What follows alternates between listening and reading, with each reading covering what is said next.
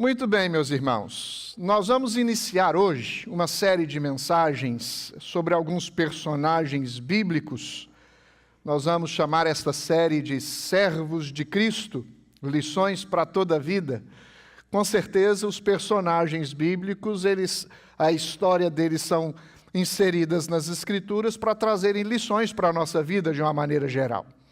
E eu gostaria que você estivesse observando o foco principal ao analisarmos cada um desses personagens, de que, de fato, não é o personagem em si, mas é a pessoa de Cristo e o que Cristo fez na vida deles. Porque toda mensagem bíblica, ela precisa converter toda a exposição à pessoa de Cristo. Porque se tem alguém responsável para a transformação de vidas, para a transformação na vida das pessoas, é Cristo Jesus, é o Evangelho de Cristo Jesus. Hoje nós vamos compartilhar sobre a confissão de Pedro. Ainda que eu vá abordar algumas coisas a respeito da vida de Pedro, eu quero destacar na vida de Pedro esta confissão extraordinária que ele fez, a qual você vai ver no decorrer do texto e também da mensagem. Para isso, lhe convido a abrir a sua Bíblia em Mateus capítulo 16, nós vamos ler dos versos 13 até o verso 20. Mateus 16, versos 13 a 20.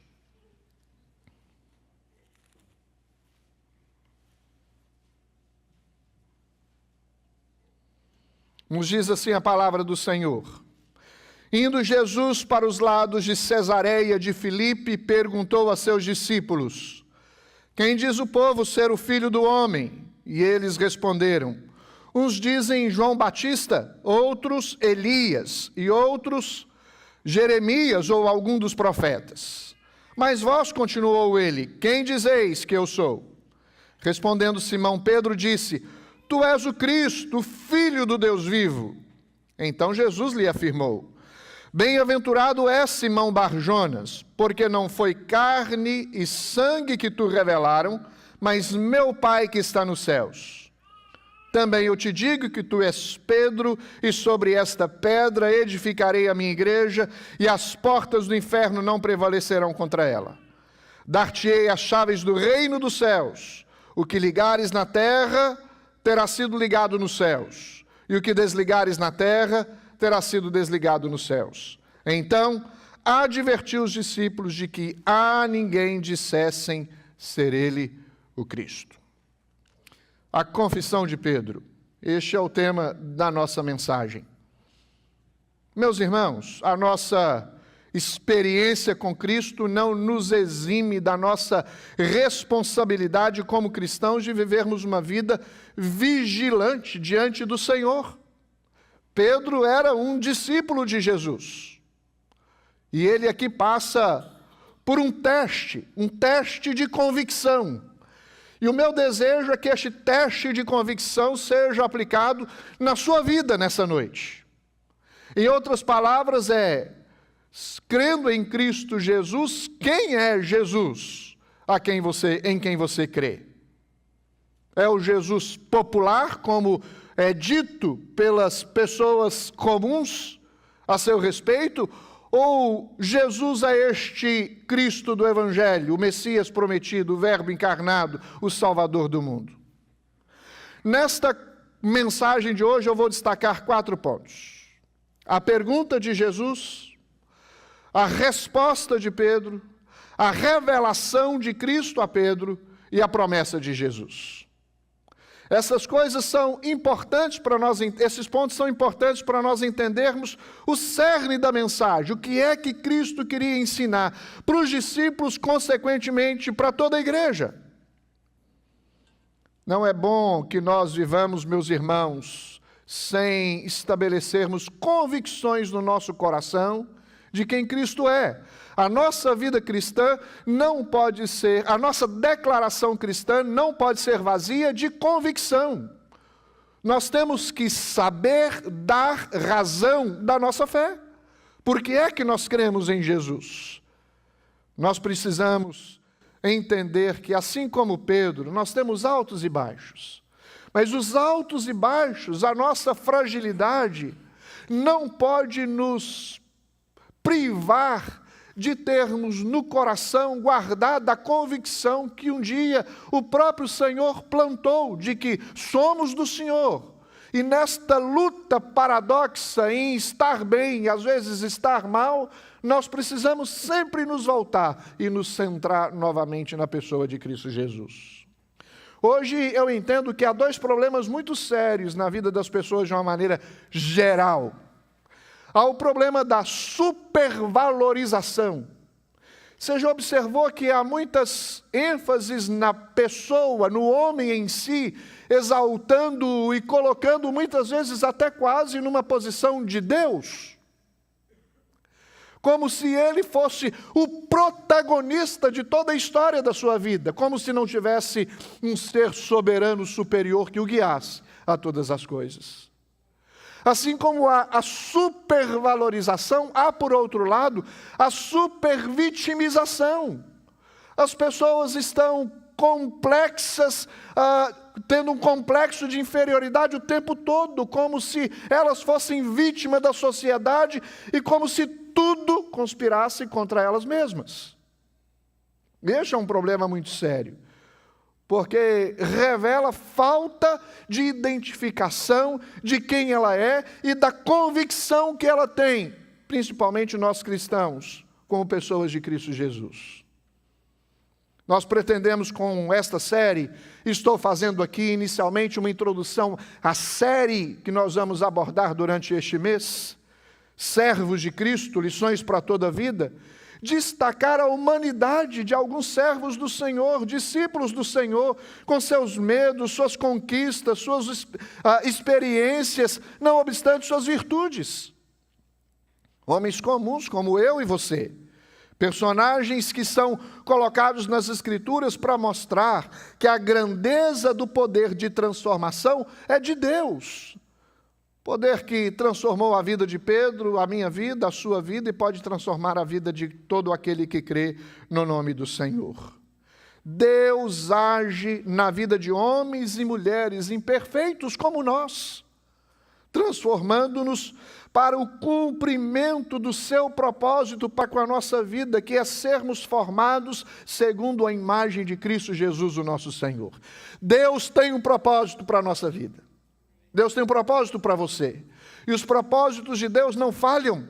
Os planos de Deus para a nossa vida, eles não são interrompidos no decorrer da história. O que Deus planejou, Ele fará. Não foi assim na vida de Pedro? Talvez ao lermos toda a história da vida de Pedro, nós vamos dizer que homem impetuoso, impulsivo, que homem oscilante, frágil na sua fé. Mas Deus não desistiu de Pedro e Deus não desiste de mim e de você, apesar das nossas imperfeições. Deus nos transforma para que em nós o propósito dele se cumpra. Nada foge do controle de Deus. Assim como no passado, Deus ainda hoje tem escolhido homens e mulheres comuns como nós e os inclui no seu reino para o cumprimento dos seus propósitos. Você já observou que fazer parte da família cristã não é fruto de uma virtude pessoal, mas é da graça divina? Nós estamos aqui por causa do Senhor, não é por causa de nós mesmos. Se olharmos para a nossa natureza, a nossa tendência não é buscarmos as coisas de Deus, mas é nos afastarmos delas. Mas Deus, com sua graça, por meio de Cristo Jesus, o nosso Redentor, nos alcançou.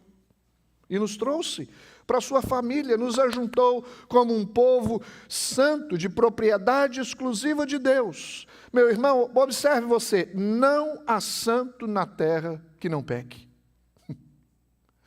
Mas, por outro lado, também não há pecador que não possa ser perdoado.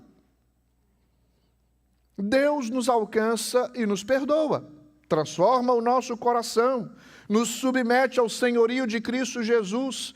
E cada um desses personagens que nós vamos estudar, Pedro, Paulo, Tiago e João, nós vamos ver na vida deles altos e baixos, mas pessoas que Deus usou com seu propósito e como instrumentos para a proclamação do Evangelho.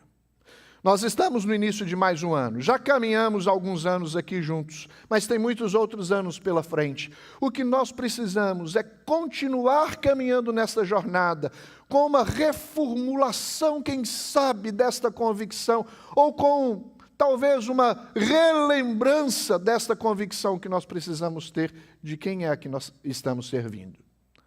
E por que nós nos ajuntamos como igreja.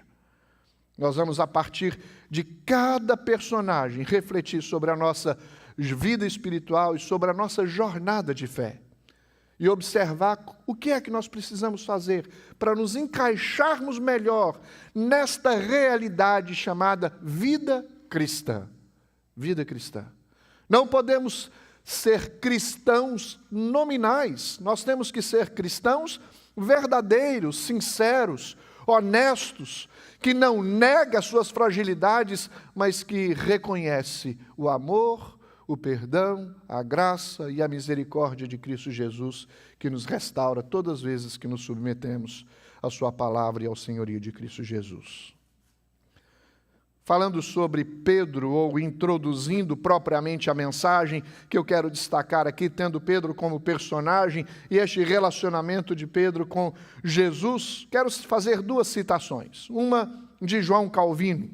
Ele disse o seguinte: embora Pedro tenha caído de forma notável, ele foi restaurado para demonstrar a grandeza da graça de Cristo e para ser um exemplo de que, mesmo os mais fracos, podem ser sustentados e usados por Deus. Eu me lembro uma vez, estive na General Assembly da PCA, no encontro geral da igreja da PCA, há alguns anos atrás, e me lembro muito bem da mensagem que o pregador pregou. Ele falou de Moisés, o desqualificado. E a ênfase que ele deu é: se olharmos a nossa natureza e a nossa fragilidade, todos nós somos desqualificados para a obra de Deus. Mas se olharmos a intenção de Deus, o propósito de Deus, a graça de Deus e o perdão de Deus e o chamado de Deus para a nossa vida, todos nós podemos ser usados poderosamente debaixo das mãos do Senhor. É Deus quem nos usa, é Deus quem nos capacita. Se Deus nos chama, Ele vai fazer de nós pessoas restauradas para o cumprimento dos seus propósitos. Você já observou que os homens desqualificados da Bíblia foram chamados por Deus e tiveram seus nomes mudados para revelar que na vida deles agora se manifesta o caráter de Cristo. E em nome de Cristo nós podemos realizar a obra de Cristo. É o Senhor quem nos capacita. Outra citação que eu quero citar é de Agostinho de Hipona. Ele disse o seguinte: Pedro, que primeiro negou por fraqueza, depois ele confessou por amor. O arrependimento transformou sua queda em um alicerce para a sua fé. Você já observou que quando somos restaurados depois de um deslize, de uma fraqueza, nós saímos mais fortalecidos? Porque Deus nos ensina, Deus prova o seu amor. Sempre quando há transformação na nossa vida, nós observamos o poder de Deus em nos restaurar e nos resgatar do estado em que nos encontrávamos. A história de Pedro é relevante para mim e para você. E nós encontramos nessa passagem que nós acabamos de ler, uma importante declaração de Pedro a respeito de Jesus. Na verdade, o livro de Mateus, o Evangelho de Mateus, ele destaca Jesus como Messias. Porém, muitos não o aceitaram como Messias. O Messias prometido, aquele que viria para resgatar o seu povo. Messias é o ungido do Senhor, é o prometido de Deus. Ele veio e muitos o rejeitaram.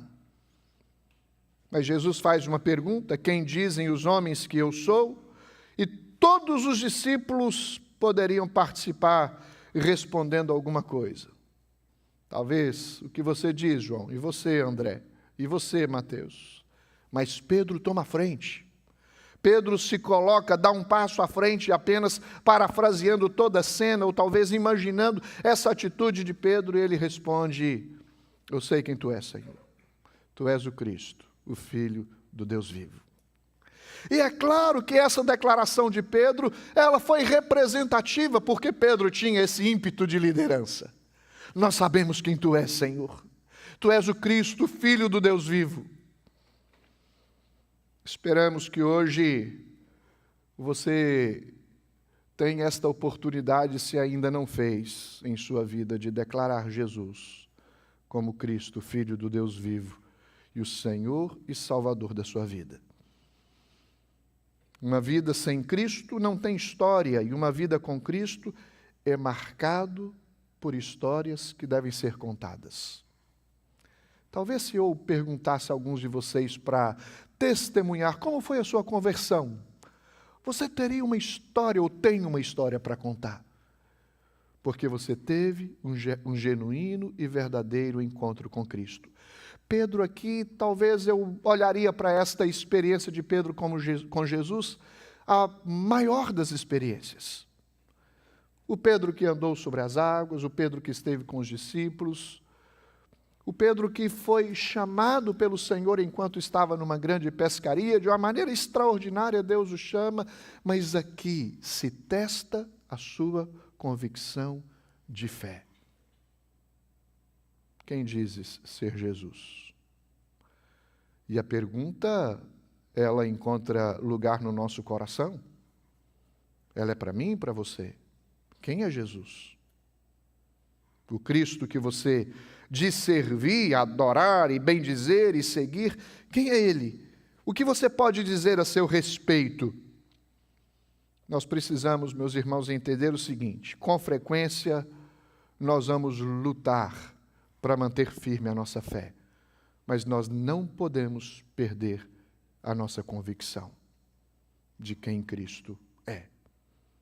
Nós olhamos para a vida de Pedro com toda a sua fragilidade, impulsividade, intemperança, porém um homem que se arrependeu, se quebrantou e experimentou a transformação do Senhor. Muitos de nós se identificam com Pedro, não é verdade? Olhamos a história de Pedro e nos identificamos com ela. Um homem brilhante no momento, mas tolo em outro. Piedoso, mas também impetuoso. Um homem rude, mas que soube se humilhar. Um homem que creu, mas duvidou. Um homem que fez a mais importante declaração que alguém podia fazer: Jesus, Tu és o Cristo, o Filho do Deus vivo. Mas ouviu de Jesus a mais dura repreensão que um servo de Cristo pode ouvir: arreda-te, Satanás, quando ele tenta impedir Jesus de continuar sua jornada para a cruz. Ele era um homem de contradições, quem sabe um homem como eu e você, ou talvez que experimenta na sua vida instabilidade, momentos instáveis ou oscilantes, talvez até mesmo de incredulidades.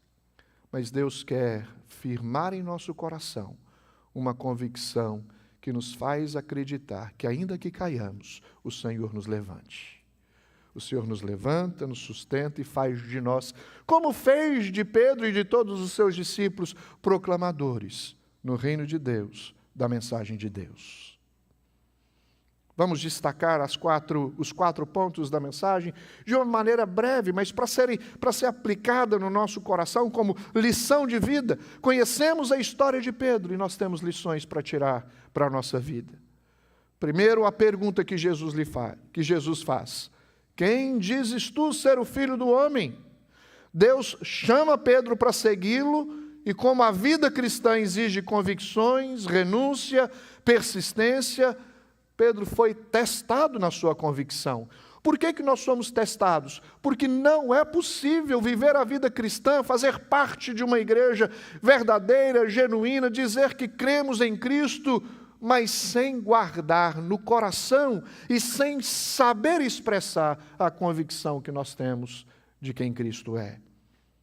Simão era um pescador, pescou no lago da Galileia, ou no mar da Galileia, que é um lago, e juntamente com seus irmãos, com seu irmão André e outros companheiros, como Tiago e João, exerciam ali o seu trabalho, a sua pescaria, e um comerciante em Cafarnaum, a aldeia onde ele morava, tinha Pedro uma vida honesta, estava ouvindo a respeito de um rabino que estava passando por entre eles, de nome Jesus, e no primeiro encontro que este rabino tem com os discípulos, e especificamente também com Pedro, os convida para segui-lo.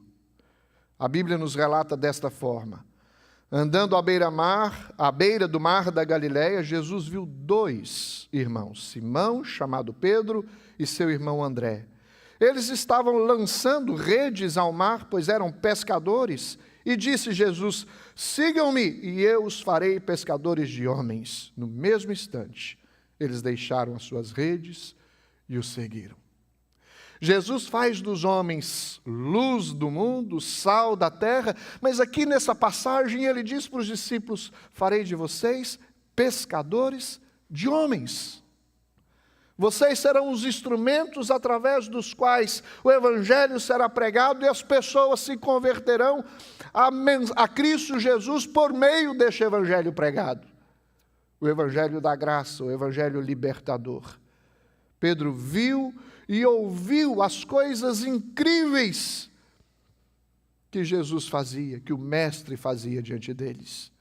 Um homem que andou com Cristo, que aprendeu com Cristo, mas agora ele é testado com uma pergunta importantíssima: quem é Jesus? Quem dizem os homens que eu sou? E vocês, quem dizem que eu sou?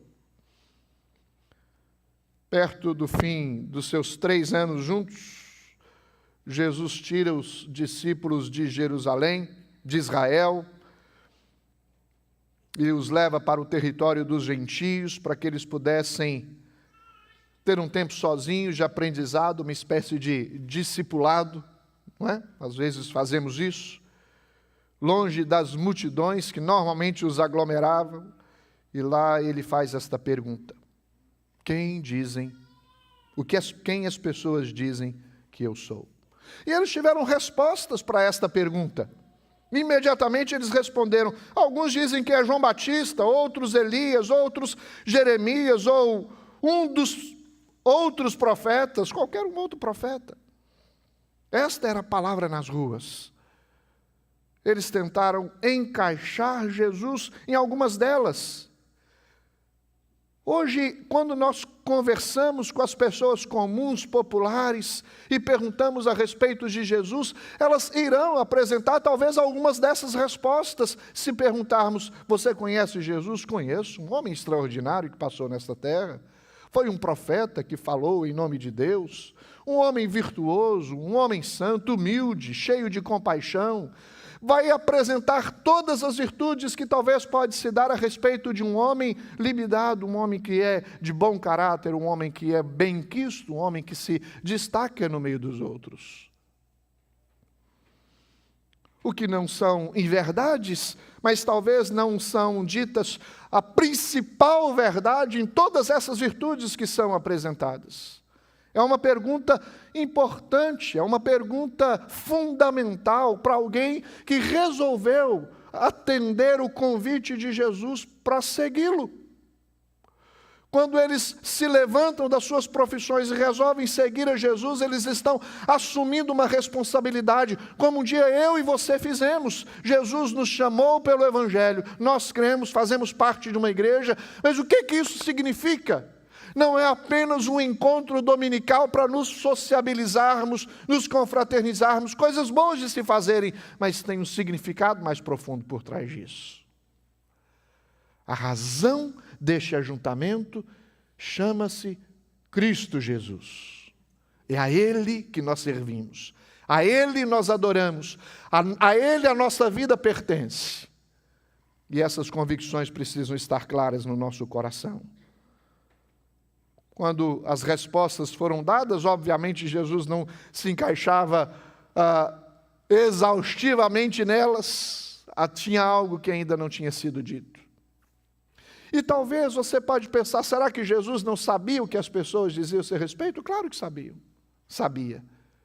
Mas era importante ouvir a declaração, porque quando Jesus nos questiona, não é para que ele saiba de alguma coisa que ele não sabia antes, mas é para ter a convicção, é para nos dar a oportunidade de expressar uma convicção pessoal. É para saber se nós sabemos o que isso significa, se nós sabemos responder com propriedade aquilo que se precisa responder quando for questionado. Quem dizem as pessoas que eu sou? João Batista, Elias, alguns dos profetas. Mas a pergunta continua: e vocês? Quem dizem que eu sou? E aqui os discípulos foram testados em sua convicção. E essa pergunta é feita a mim e a você nessa noite. Quem é Jesus para você? Você o conhece? Tem convicção de quem ele realmente é? Ou você vai pela multidão, pela maioria, pelo mais popular? Você que é um cristão e quer ser usado por Cristo, quer segui-lo de fato, com determinação em seu coração, hoje você está sendo testado para responder se você conhece o Cristo a quem você diz seguir. Meus irmãos, talvez alguns podem dizer, mas não se confundam, nós não precisamos nos confundir, pastor, todos os que se declaram cristãos sabem o que estão fazendo. Eu não sei se sabem. Porque à medida que nós nos relacionamos uns com os outros, nas experiências que vivemos, a impressão que dá é que se está muito distante daquilo que de fato Cristo é, de quem de fato Cristo é, com a vida que nós vivemos. Nós dizemos crer num Cristo santo que nos governa, que nos dirige, que nos ensina pela sua palavra, mas vivemos independentes dos seus princípios, independentemente dos seus princípios e da sua palavra. Quando chegamos a conversar com as pessoas e pedimos que elas testemunhem a respeito da sua fé, elas contam a respeito da casa que ganharam, do green card que adquiriram, das propriedades que ajuntaram, dos alvos que estabeleceram, do curso que conseguiram, da graduação que alcançaram, e não se ouve: Jesus mudou a minha vida. É preciso ter convicção. A fé que eu tenho é uma fé baseada nos interesses que eu tenho ou de coisas que eu posso adquirir no reino de Deus, ou se a razão pela qual eu sigo o Senhor é o próprio Senhor. Quem é Jesus para você? Assim como uma boa pergunta merece uma resposta, não pode ficar sem resposta uma pergunta que vem do Mestre, do próprio Senhor Jesus. Perguntou-se quem é Jesus, responderam o que as pessoas dizem a respeito de Jesus, responderam apropriadamente, mas foi feita uma pergunta direcionada aos discípulos: e vocês, quem dizem que eu sou? E aí vem a resposta. Primeiro uma pergunta e agora uma confissão. E aqui está o cerne dessa mensagem, a confissão de Pedro. Tu és o Cristo, o Filho do Deus vivo. Esta foi a resposta de Pedro. O Cristo esperado, o Messias que chegou, cumprindo todas as promessas que foram ditas a respeito deles. Alguns diziam João Batista, outros Elias, outros Jeremias, outros profetas. As pessoas pensavam que eram João Batista, porque talvez o qualificava dentro do perfil de ministério que Jesus exerceu. Como profeta, porque sabia que as palavras que ele diziam eram verdade. Porém, era preciso entender que Jesus era o Messias, aquele a quem se aguardava, a quem se esperava, aquele de quem as profecias diziam. Ele era o Messias prometido. A tendência geral em toda resposta era subestimar Jesus, dar-lhe uma medida de respeito e honra, mas ficar longe de honrá-lo por quem ele realmente é. A pergunta é: quem vocês dizem que eu sou? E era bom para os discípulos saberem o que eles pensavam a respeito de Jesus, porque não apenas teriam um relacionamento de comunhão com Cristo, como eles proclamariam esta verdade. A gente não pode proclamar aquilo que nós não temos convicção, não é fato isso, queridos? Se não temos certeza, na dúvida não ultrapasse. É importante termos convicção do que nós estamos fazendo. Nosso Senhor pressupõe que os seus discípulos não teriam os mesmos pensamentos que os homens comuns tinham.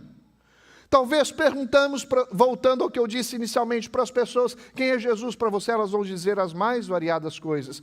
Mas você, que é cristão, que confessou Jesus como seu Senhor e Salvador, que diz segui-lo, que diz ser propriedade de Jesus, precisa necessariamente, obrigatoriamente saber quem Ele é.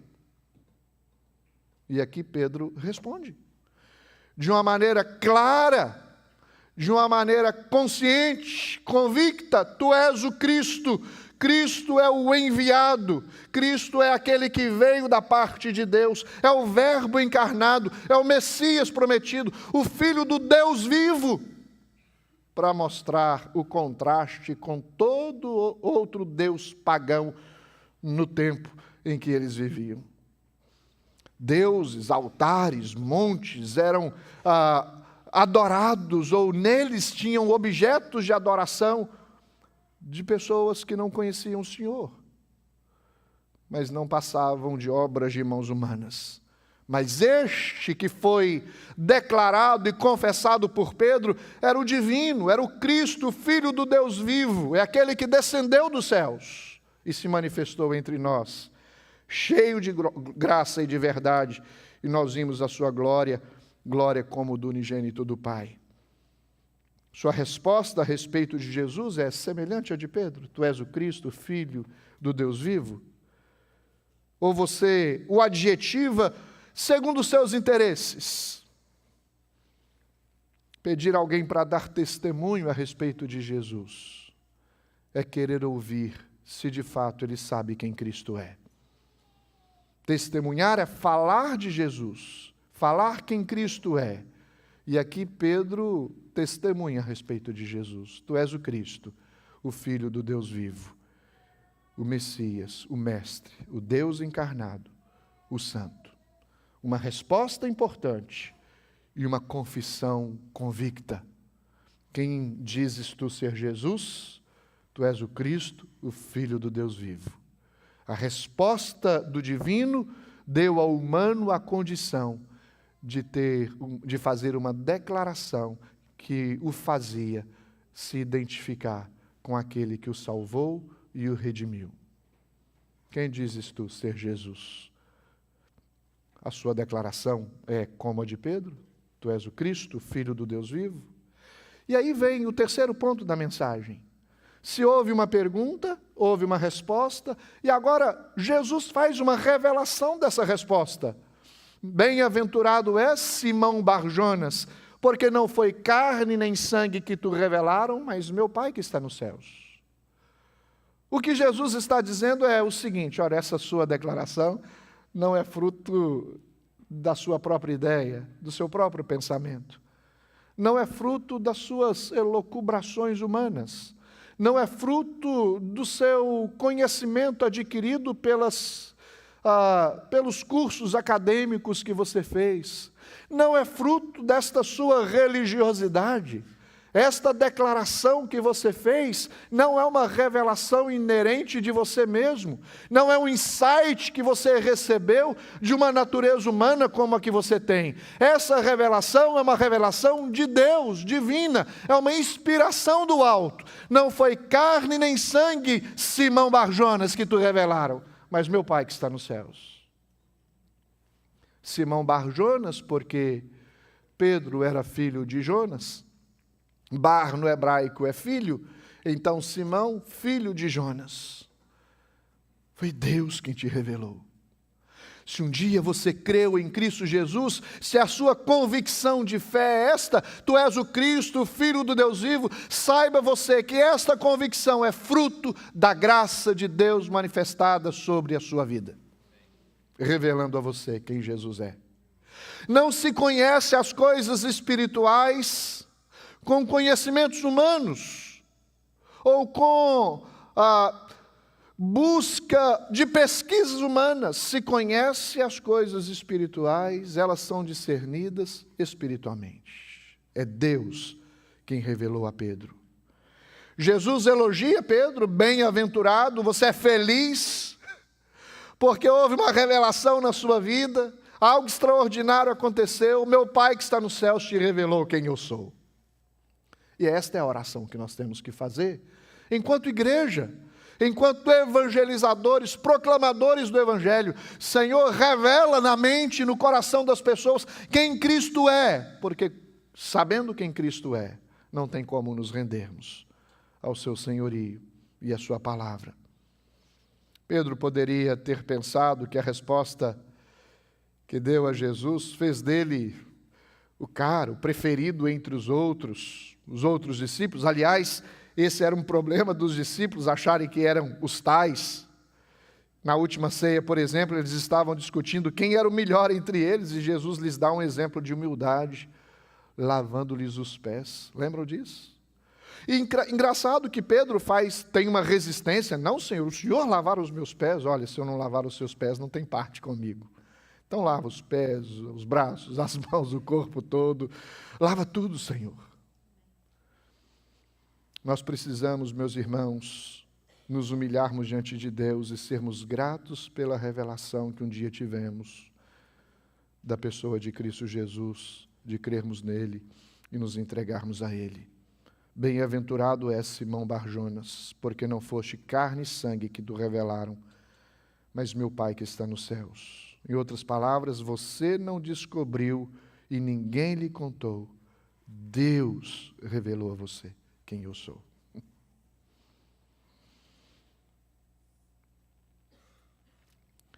Sua compreensão de que o sobrenatural precisa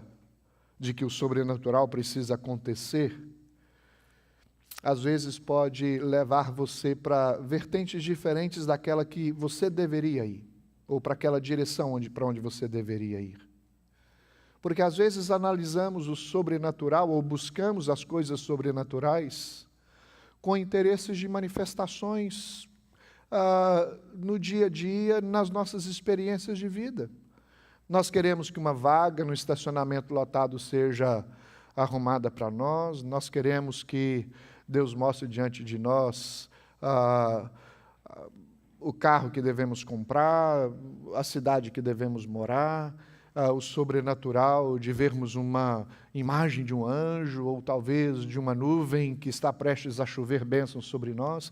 Eu não descreio que Deus pode fazer milagres, e Deus faz milagres. Cristo faz milagres. Na Bíblia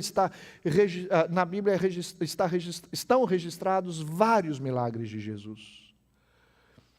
Mas o maior sobrenatural de Deus na nossa vida é essa revelação que nós podemos ter de Deus. Conhecer a pessoa de Cristo Jesus e a obra que Ele realizou em nosso favor. Termos uma compreensão correta de quem Cristo é. Termos uma fé genuína em Cristo Jesus. Uma convicção a ponto de podermos responder por que cremos em Cristo Jesus e quem Ele é. Para isso nós precisamos da revelação de Deus. E essa revelação está em nossas mãos. É a palavra do Senhor que revela a respeito de Cristo Jesus. As coisas espirituais, meus irmãos, as experiências espirituais são as melhores experiências que nós podemos ter na nossa vida. Às vezes estamos nos acostumando com as coisas deste mundo, não é? Mas deixa eu dizer uma coisa para você. Deus tem te chamado para experiências superiores, espirituais.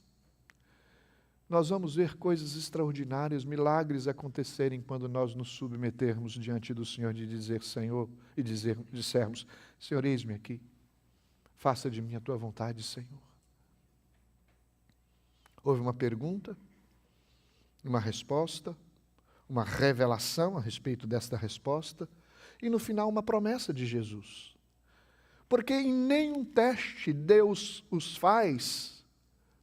nos deixa constrangidos, ou, em outras palavras, desalentados ou desesperançosos. Não. Ele nos testa, prova a nossa fé, mas nos acompanha para nos dar elementos que nos fortaleça, que nos anime. Pedro faz essa declaração e Jesus faz uma promessa logo em seguida. Também eu te digo que tu és Pedro, e sobre esta pedra eu edificarei a minha igreja, e as portas do inferno não prevalecerão contra ela. Esta foi a experiência das experiências de Pedro. Tu és Pedro, Petrus, e sobre esta pedra, Petra, eu edificarei a minha igreja. E Jesus está usando aqui um jogo óbvio de palavras, mas o que é que ele quis dizer com sobre esta pedra eu edificarei a minha igreja? Esta declaração é importantíssima e a compreensão dela também é. Entre os teólogos não há um consenso comum de que seja uma ou outra coisa, indubitavelmente. Há opiniões diferentes. Alguns acham que é Pedro mesmo, a pessoa de Pedro, a pedra a qual o Senhor se refere, sobre ele a igreja será edificada. É difícil entender ou aceitar esta interpretação, porque a gente conhece a vida de Pedro. Frágil, inconstante, não se constrói algo tão importante como a igreja sobre uma areia movediça. Não pode ser o ser humano em si a rocha sobre a qual a igreja é edificada. E nós sabemos muito bem que a rocha sobre a qual a igreja é edificada chama-se Jesus. Mas há outros que interpretam como sendo a própria confissão de Pedro, porque Pedro foi talvez a primeira pedra desta construção chamada igreja, ou seja, a sua confissão daria um alinhamento doutrinário, teológico para a edificação desta igreja. E outros dizem, não, Pedro, a pedra sobre a qual a igreja será edificada é Cristo Jesus, mas Jesus se refere a Pedro. Eu particularmente, meus irmãos, com a minha modesta interpretação, eu penso que há espaço para nós entendermos o seguinte. A Bíblia diz que ninguém pode lançar qualquer fundamento além do que já foi estabelecido, que é Cristo. Eu, particularmente, creio que a igreja é construída sobre Cristo. Cristo é a pedra. Cristo é a rocha, é a pedra angular, é através dele, é por meio dele, que as coisas acontecem, que a igreja é edificada. Mas nós não podemos negar o fato de que Deus faz de Pedro e daqueles que creem em Cristo Jesus instrumentos para essa edificação. Veja bem, 1 Pedro capítulo 2, versos 4 a 6. Chegando-vos para ele, a pedra que vive, rejeitada sim pelos homens, mas para com Deus eleita e preciosa. Quem é essa pedra? Jesus. Aí ele diz, também vós mesmos, como pedras que vivem, sois edificados casa espiritual para ser de sacerdócio santo, a fim de oferecer de sacrifícios espirituais agradáveis a Deus por intermédio de Jesus Cristo.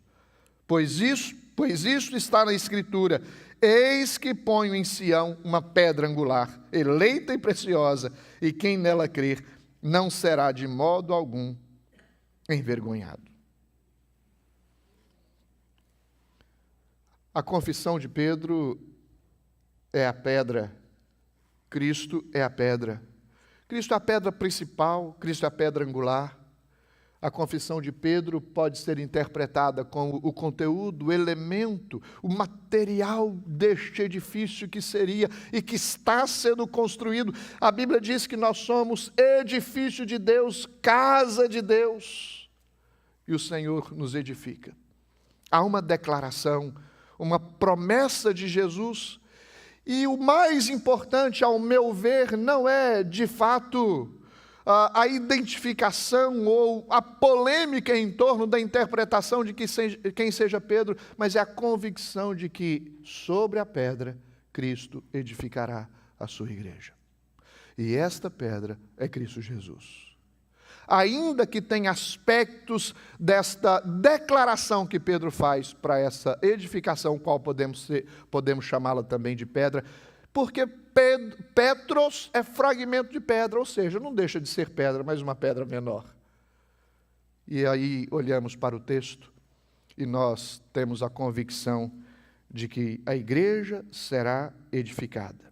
Talvez você pode estar pensando, eu sou similar a Pedro, não posso ser pedra, não tenho condição de ser um cristão, de trabalhar na igreja, de seguir a Cristo. Eu quero dizer a você o seguinte, para que fosse edificado, para que a igreja fosse edificada, Deus mudou a vida de Pedro. O testemunho de Pedro, a pregação de Pedro, o envolvimento de Pedro, a dedicação de Pedro. Pedro foi destacado em várias coisas. Participou do concílio em Jerusalém, era líder dos discípulos. Pedro esteve com Jesus em nos momentos importantes da sua jornada, da sua vida. E Deus teve que transformá-lo para usá-lo como instrumento de edificação. Com base neste versículo de 1 Pedro 2, de 4 a 6, vós mesmos sois pedras que vivem. Aí nós concluímos, Pedro é uma pedra que vive, mas Cristo é a rocha eterna sobre a qual a igreja é edificada. E eu procuro entender dessa forma. O fundamento da igreja é Cristo. Eu edificarei esta pedra sobre esta rocha, a igreja sobre essa rocha que é Cristo Jesus. E é interessante porque se o fundamento da igreja é Cristo, o edificador da igreja é declarado por ele mesmo. A promessa é, tu és Pedro, sobre esta pedra, Petra, apontando para a pessoa de Cristo Jesus, eu edificarei. A igreja, em primeiro lugar, não é uma edificação humana, é uma edificação divina, é Deus quem edifica. E o texto diz, eu edificarei a minha igreja, ela é minha, ou seja, o fundamento da igreja é Cristo, o edificador da igreja é Cristo, o dono da igreja é Cristo, eu edificarei a minha igreja. Tem gente aí achando que a igreja é dele, queridos, coitados. A igreja é do Senhor, é de Jesus, e o protetor da igreja é Cristo. As portas do inferno não prevalecerão contra ela. As forças das trevas, da morte, não podem prevalecer contra a igreja de Cristo Jesus. E o texto conclui dizendo, eu lhes darei as chaves do reino, ou seja, sob esta liderança de Pedro, as coisas que aconteceriam na igreja teria autoridade outorgada de Cristo sobre a liderança para que ela desenvolvesse a obra de Cristo em nome do próprio Cristo. Em outras palavras, o que se faz em nome da igreja de maneira séria, bíblica, sólida, objetiva, não é algo que não se deva dar importância. Deus chama líderes, Deus capacita líderes, Deus usa a igreja para proclamar, para chamar, para instruir. Ide por todo mundo e pregai o evangelho a toda criatura, ensinando-os a guardar todas as coisas, não é isso? É preciso ensinar, discipular, mostrar. O que Jesus está dizendo, que o que ligares ou desligares na terra, em outras palavras vocês terão a direção, a liderança sobre a igreja, e o que vocês fizerem, se fizerem com base nas Escrituras e na autoridade de Cristo Jesus, o construtor da igreja, as coisas terão a sua aprovação. O que ligares terá sido ligado, e o que desligares terá sido desligado. E olha, não conta para ninguém, ainda não chegou a hora. Tudo isso que aconteceu, fiquem com vocês. Mas a hora veio, e talvez se fosse concluída essa passagem para mim e para você hoje, contem. Porque o que já aconteceu foi o cumprimento de tudo que se estava por vir, e veio, e se realizou. O Messias prometido se manifestou entre nós. O Cristo eterno, o Cristo enviado de Deus veio para nos salvar. Eu quero encorajar você a confessar Jesus como seu Senhor e Salvador. Porque o Pedro inconstante foi firmado no Senhor. O Pedro descuidado, ele foi perdoado pelo Senhor. Agora ele é um líder dos apóstolos, prega a primeira mensagem para os judeus, e depois também prega para os gentios, porque é enviado a Cornélio. Ele é o pregador dos judeus e o pregador dos gentios. Deus usa Pedro para trazer o primeiro gentio para a igreja, Deus usa Pedro para pregar o primeiro sermão no dia do Pentecostes. E muitos se converteram. Deus transformou a vida de um homem inconstante para um líder profícuo no seu ministério. Deus tem transformado essa igreja, cheia de pessoas comuns como eu e você, frágeis, que precisam de transformações, de serem perdoadas, restauradas. Mas o Senhor tem nos restaurado para nos usar para a glória do seu nome. O que eu quero concluir com essa mensagem é encorajar você a levar a sério o cristianismo. Se você confessa Jesus como o Cristo, o Filho do Deus vivo, o seu Salvador, o seu Senhor, leve isso a sério, leve isso a sério. Não vá viver de segunda a sábado como se Cristo não tivesse importância para a sua vida. Que o domingo seja um tempo de celebração e testemunho do que Deus, de quem Cristo é e do que Ele fez por nós, em nós e através de nós. Assim como Pedro, Deus pode usar você para coisas extraordinárias. Deus chama Pedro, Deus faz Pedro andar sobre as águas. Pedro faz uma grande comissão. Pedro nega Jesus, mas recebe um perdão verdadeiro. Talvez alguns pensam assim, depois de ter negado Jesus, o que Pedro queria fazer é voltar a pescar. Mas o Senhor o chama e perdoa, o restaura. Deus faz de Pedro um homem de valor. Deus promete grandes coisas para aqueles que creem no seu nome. E para a igreja, Ele faz essa promessa, que as portas do inferno não prevalecerão contra ela. E nós precisamos confiar nesta promessa do Senhor. Uma pergunta foi feita: quem dizes tu ser Jesus? Uma resposta foi dada: tu és o Cristo, o Filho do Deus vivo. Uma revelação é anunciada: olha, isso que você declarou não vem de você mesmo, mas vem do Pai que está nos céus. E uma promessa consoladora para o nosso coração: tu és Pedro, e sobre esta pedra eu edificarei a minha igreja, e as portas do inferno não prevalecerão contra ela.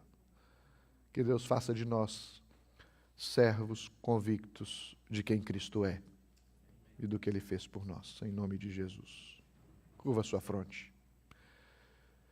Eu não sei, talvez o grau de compromisso que você tem com as coisas do Senhor e com o próprio Senhor, mas quem sabe hoje o Senhor te chama para um compromisso maior, a ponto de testar você, fazendo-lhe uma pergunta: quem dizes tu ser Jesus? Que a sua resposta revele a sua convicção e a sua resposta revele quem de fato você é. Um homem de Deus, uma mulher de Deus, ou ainda um incrédulo que não se importa com as coisas de Deus. Mas se você ainda é um incrédulo que ainda não se entregou ao Senhor, quem sabe hoje é o dia que Deus lhe chama para um compromisso verdadeiro, honesto, sincero, de crer em Cristo, seguir a Cristo e amar a Cristo de todo o seu coração. Que Deus te abençoe, em nome de Jesus.